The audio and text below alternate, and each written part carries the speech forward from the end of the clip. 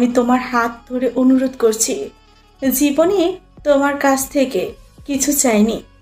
আমার আর তোমার বাবার এই একটা কথা রাখো। মা, এটা কি করছো?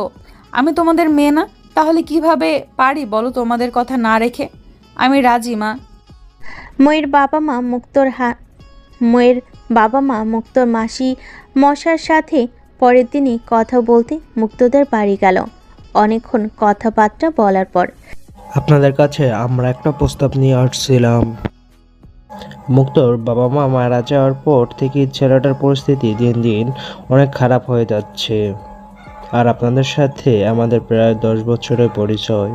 তাই আপনারা যদি রাজি থাকেন তাহলে আমাদের মেয়ের সাথে মুক্তোর বিয়ে দিতে চাচ্ছি। আমাদের কোনো ছেলে নেই, মুক্তোকে নিজের ছেলের চেয়ে কম দেখব না। এটা কি বলছেন আপনারা? সত্যি? আমার যেন বিশ্বাস হচ্ছে না। আপনারাই তো আমাদের থেকে বেশি মুক্তকে ভালোবাসেন, আর মুক্তর বাবা আপনাকে সবচেয়ে বেশি বিশ্বাস করত। আপনার সাথে সব কথা বলতো মুক্তর বাবা। আপনি তার প্রিয় বন্ধু ছিলেন।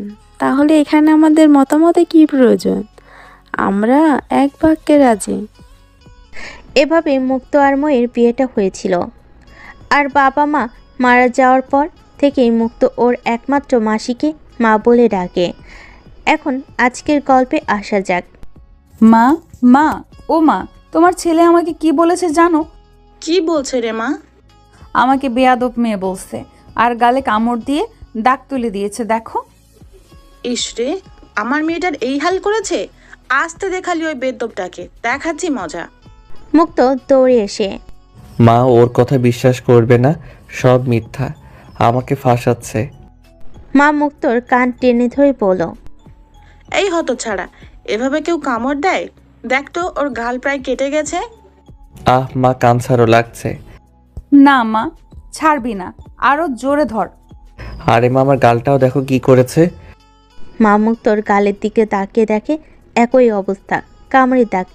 এক হাত দিয়ে মুক্তর আর অন্য হাত দিয়ে ময়ের কান টেনে ধরল। তোরা কেউ কম বদমাশ নয়। তারপর দুজনকে জড়িয়ে ধরল। তোরা দুজনই পাগল, বাচ্চাই রয়ে গেলি। যা, এখন রেডি হয়ে আয়, তোর শ্বশুরবাড়ির লোকজন প্রায় চলে আসছে। রেডি হয়ে রুমের বাইরে আসতেই মুক্ত দেখে ওর শ্বশুর বাড়ির 6-7 জন লোক চলে আসছে। মুক্ত তাদের সাথে কিছুক্ষণ কথাবার্তা বলো। তারপর সবাই একসাথে খাওয়া দাওয়া করে বাড়ির উদ্দেশ্যে রওনা হলো। শ্বশুরবাড়ি পৌঁছে মুক্তর মনে কেমন জানে এক আলাদা অনুভূতি। যাই হোক, সেই অনুভূতি প্রকাশ না করেই ভালো। মুক্ত শ্বশুরবাড়ি পৌঁছানো মাত্রই দেখে ওর শ্বশুর শাশুড়ি ওদের জন্য দাঁড়িয়ে অপেক্ষা করছে। শুধু মুক্ত তাদের সালাম দিল। বাবা, আসতে কোনো প্রবলেম হয়নি তো রাস্তায়? আরে বাবা, তুমি জানো না, ও তো নিজেই এক প্রবলেম। দেখুন বাবা, দেখুন, আপনার সামনে আমাকে এভাবে অপমান করলো, আর আপনি কি কিছুই বলবেন না? হতচ্ছাড়া, তুই আমার ছেলেকে প্রবলেম বললি? কান টেনে ছিঁড়ে দিব। আরে মা, শুধু এইটুকুতেই উনি সীমাবদ্ধ থাকেন না, উনি যে আমার সাথে কি কি করেন, বাপ রে বাপ। কি করে বাবা? আমায় বলো, আমি ওর কান ছিঁড়ে দিব। আরে মা, কিছু না রে। বলেই মুক্তর হাত ধরে টেনে ওর রুমের দিকে নিয়ে যেতে লাগলো। রুমে ঢুকতেই দ্রুত দরজা লাগিয়ে দিতেই মুক্ত বুঝতে পারলো আজ তার খবর আছে। তাই হলো, মুক্তর পাঞ্জাবির কলার চেপে ধরলো। এই শালা মাদার টোস্ট, শালা ড্যাম না, আমি তোর সাথে কি করছি? হ্যাঁ আবাল। না না, কিছু না। তুমি আবার কি করতে পারো? তুমি তো আমার বউ, তুমি অনেক ভালো। বলেই মুক্ত ময়ের গালে হাত দিয়ে আদর করতে লাগলো। হাত সরা। বলে মুক্তর হাতে হাত দিয়ে ঝাঁকুনি মেরে সরিয়ে দিল। এই বউ, রাগ করে না রে। আমি না তোর পিচ্চিবর, তাহলে আমার উপর কেন রাগ করিস? আচ্ছা, রাগ করব না যদি তুই আমার কথা রাখিস। 100 বার রাখবো, 1000 বার রাখবো। বল বউ, কি করতে হবে? 2 হাত আমার উপরে দে। দেওয়ালে হেলান দিল। মুক্ত ময়ের কাঁধে হাত রাখলো। এবার আমার চোখের দিকে তাকা। মুক্ত ময়ের চোখের দিকে তাকালো। শোন, শর্ত শোন এবার। 1, আমার সাথে তুই করে কথা বলতে হবে। 2, লুকিয়ে লুকিয়ে আমরা কলেজের ফাঁকে প্রেম করব, কেউ জানতে পারবে না যে আমরা বিবাহিত। 3, প্রতিদিন বিকেলে পার্কে যাব, বাদাম আর মোমো খাবো আর গল্প করব। 4, আমাকে দিয়ে একবার হলেও নিজ হাতে খাইয়ে দিতে হবে। 5, প্রতিদিন পার্কে ঘুরতে যাওয়ার আগে নিজ হাতে শাড়ি পরিয়ে দিতে হবে। মুক্ত যেন নেশে পড়ে গেছে ময়ের কথার। ময়ের চোখের দিকে তাকিয়ে কথাগুলো শুনে যাচ্ছে। 6, আমাদের রুমে একটা বালিশ থাকবে। তাহলে আমি কোথায় থাকবো? তুই ঘুমাবে বালিশে আর আমি ঘুমাবো তোর বুকের বাম পাশে। 7, প্রতিদিন ঘুমানোর আগে এবং সকালে যদি তুই আমার আগে ঘুম থেকে উঠিস তাহলে আমার 2 গাল টেনে আদর করে কপালে একটা চুমু দিতে হবে। আর তুমি যদি আমার আগে উঠো তখন? তোর চুমু খাওয়ার লোভে আমি কোনো দিনই তোর আগে ঘুম থেকে উঠবো না, উঠলেও চোখ বন্ধ করে রাখবো। 8, 3-4 বছর পর বেবি নেওয়ার প্ল্যান করব। 9, দুজনের ব্রাশ দেখতে একই হবে এবং ভাত খাওয়ার প্লেট ও গ্লাস থাকবে একটা। একসাথে স্নান করব, বৃষ্টি হলে দুজন একসাথে ভিজবো। 11, যদি আমি তোর আগে মরি, সম্পূর্ণ কথা শেষ না হতেই আর এরকম কথা বলবি না, প্রমিস কর, না হলে কিন্তু আমি তোর আগে মরে যাব। এ পাগল, কি বলিস এগুলো? মুক্তর মাথায় হাত রেখে বলল, আচ্ছা বাবা, এই যে তোর মাথায় হাত রেখে বললাম, এরকম কথা আর কোনোদিনও বলবো না। সরি ইয়ার, এই নে কান ধরলাম। এই না হলে আমার বউ। বলে ময়ের গাল টেনে দিল। যা শয়তান ছেলে কোথাকার। চল, মা ডাকছে, এখন ফ্রেশ হয়ে খেতে চল। দুপুরে খাওয়া দাওয়া শেষ করে কিছুক্ষণ রেস্ট। বিকেলে মুক্তর কাছে বায়না ধরে, মুক্ত চল। চল মানে কোথায়? চল না। আরে বাবা, বলবে তো কোথায়? এত কিছু কেন শোনা লাগবে তোর? জাস্ট এটা বল যাবি কিনা, আমি এত কৈফিয়ত দিতে পারবো না। তাহলে আমি যাব না। তুই না গেলে তো সমস্যা কি? আমি তো আকাশকে বলছি, সে আমায় ঘুরতে নিয়ে যাবে বাইকে করে। দেখি আকাশকে ফোন লাগাই। বলেই ফোন থেকে একটা নাম্বার বের করে ফোন কানের কাছে ধরতেই মুক্ত এক ছটকায় ময়ের হাত থেকে ফোনটা নিয়ে নিল।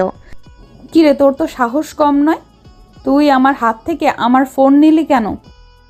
আমি থাকতে তুমি কেন অন্য ছেলেকে ফোন করতে গেলে? ও মা, তুই আমাকে ঘুরতে নিয়ে যাবি না, তাহলে আমি কি করব বল? ঘুরতে যাওয়ার কথাটা তুমি আগে বলনি তো। সর, ন্যাকামি করিস না, চ্যামনা। সব কথা কি আর মুখে বলে দিতে হয়? কিছু কথা বুঝে নিতে হয়। মুক্ত মেয়ের কোমর দু হাতে চেপে ধরে। সরি রে বউ, লক্ষ্মী বউ আমার রাগ করে না। কথায় আছে, সোজা আঙুলে ঘি না উঠলে আঙুল বাঁকাতে হয়। আচ্ছা নে, এখন রেডি হ। ওই বউ আকাশ কেড়ে। মৌ রেগে বুড়কুচকে মুক্তর দিকে তাকালো। কেন রে, তোর কি সন্দেহ হয়? আরে না না, আমার বউয়ের উপর কিভাবে আমি সন্দেহ করতে পারি? মৌ পায়ের স্যান্ডেল হাতে তুলে নিয়ে স্যান্ডেল দেখছিস? বলেই মুক্ত দৌড় দিল। মৌ রেডি হয়ে জানালা দিয়ে বাইরে তাকিয়ে দেখে মুক্ত বাইক নিয়ে অপেক্ষা করছে। ওই বাইক রাখ। কেন? তাহলে যাব কিভাবে? আমার মাথায় করে যাবি? হ্যাঁ, গাধার বাচ্চা। মুক্ত আর কিছু না বলে বাইক তুলে রেখে দিল। তারপর দুজন হাঁটা শুরু করলো চুপচাপ। মৌ মুক্তর দিকে তাকিয়ে বুঝতে পারল ওর মন খারাপ না। ছেলেটার সাথে এরকম ব্যবহার করা ঠিক হয়নি। মৌ একটা রিক্সা ডাকলো, তারপর দুজন রিক্সায় উঠলো। এই মুক্ত, মুক্ত। অন্যদিক হয়ে চুপ করেছিল, কোনো রকম কথা বলছিল না। মৌ মুক্তর থুতনি ধরে ঘোরাতে দেখে মুক্ত কান্না করছে। আরে তুই কাঁদছিস কেন? তুমি আমার সাথে ওভাবে কথা বললে কেন, তাই কান্না করছি। আরে বোকা ছেলে, তোকে ব্ল্যাকমেল করার জন্য আর তোকে রাগানোর জন্য আমি এসব করছিলাম। মুক্ত, তুই আমার উপরে রাগ করেছিস? আচ্ছা বাড়ি চল, আর ঘুরতে হবে না। এই চাচা, রিক্সা ঘুরান, বাড়ি যাব। যে না রিক্সা ঘোরাবে অমনি মুক্ত ময়ের হাতের মধ্যে হাত দিয়ে জোর করে চেপে ধরল। মামা রিক্সা ঘোরাবেন না, আপনি চলুন। আর তুই বেশি পটর পটর করবি না, চুপ করে বসে থাক। মৌ এক টুকরো মিটি হাসি দিয়ে মুক্তর হাতের ভেতর হাত দিয়ে কাঁধে মাথা রেখে চুপচাপ করে বসে রইল। পার্কে পৌঁছে রিক্সা থেকে নেমে ভাড়া দিয়ে যে না দুজন যাবে অমনি ভাই একটা কথা বলতাম, যদি কিছু মনে না করতেন। হ্যাঁ চাচা বলুন, সমস্যা নেই। ভাই আপনারা দুজন প্রেমিক প্রেমিকা তাই না? দুজন দুজনকে অনেক ভালোবাসেন।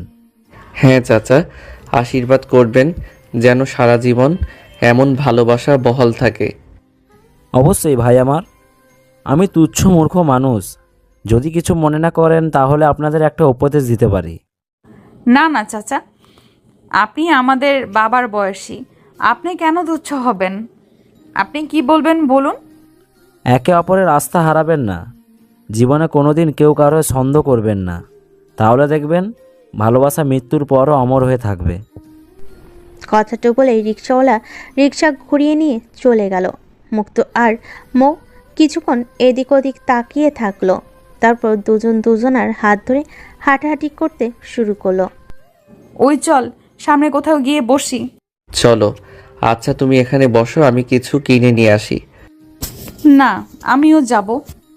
আচ্ছা চলো, কি খাবে, কি কিনবো বলো। আপাতত বাদাম আর 2 প্যাকেট ঝালমুড়ি। আর কিছু না? তুই বল আর কি কেনা যায়। আইসক্রিম কিনি। আচ্ছা একটা কিন।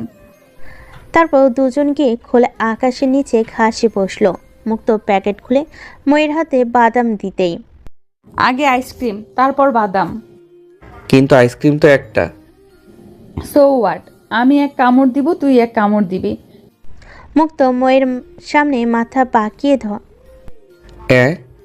সাথে সাথে মুক্তর চুল চেপে ধরল।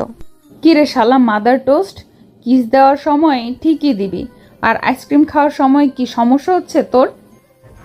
লাগছে, চুল ছাড়ো। আগে খা। কি খাবো, আইসক্রিম না চুমো?